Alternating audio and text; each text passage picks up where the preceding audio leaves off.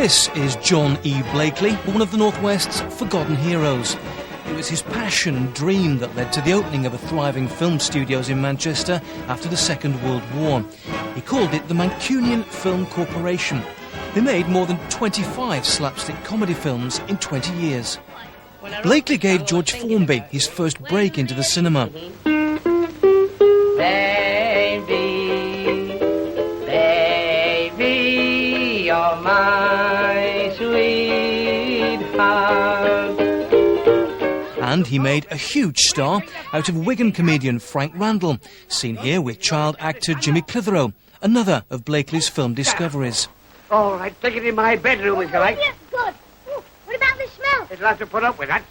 The unique thing about all his films is that he made them for northern audiences. They were never shown south of Watford. He took the stars of stage from the music halls to the magical world of celluloid and cinema.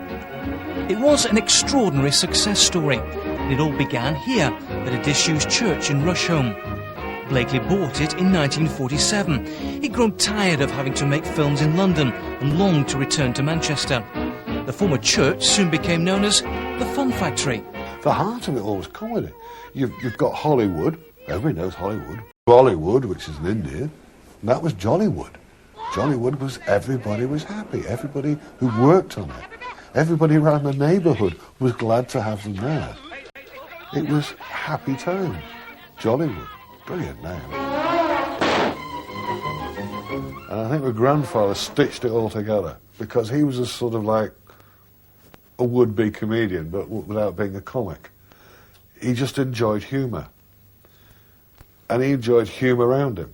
Everything had to be sort of like good fun. Blakely's family already owned a network of cinema chains throughout the north. So, with a ready-made distribution system, all he had to do was scour the region for talent and make the films. Going to the cinema is something that everybody talks about. It was very popular. There were many more cinemas than there are now, and people would go at least once a week. And the Mancunian Film Studios titles would have been very popular.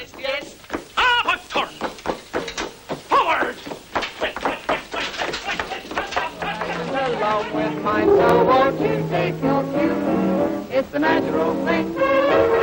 It's the natural thing.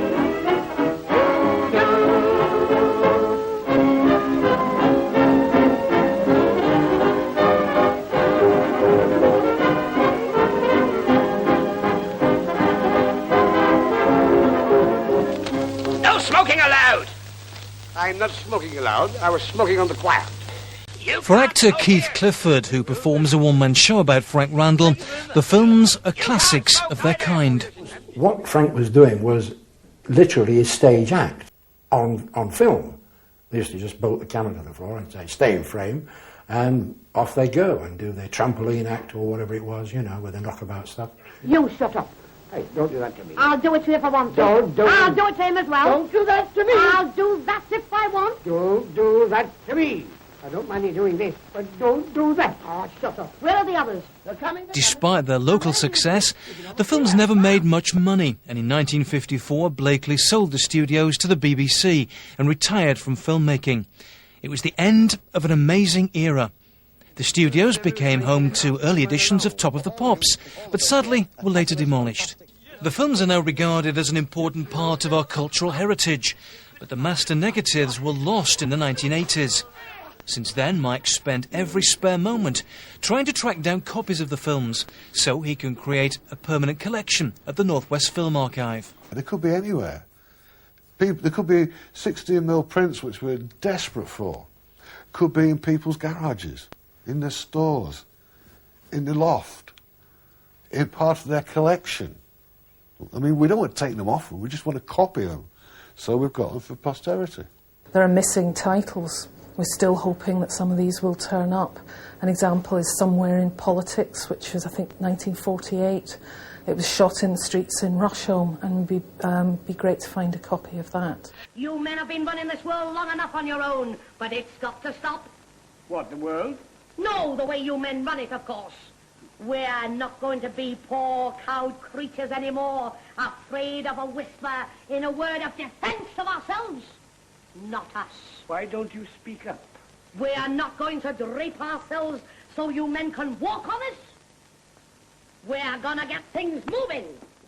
Well, there has to be only one place we can end this brief stroll down memory lane, and that is, of course, in front of the giant screen. But this has been far more than just a trip laced with nostalgia. We're talking about a campaign to help preserve the heritage of the northwest of England, and that has to be important, not just to the Blakely family, but for all of us.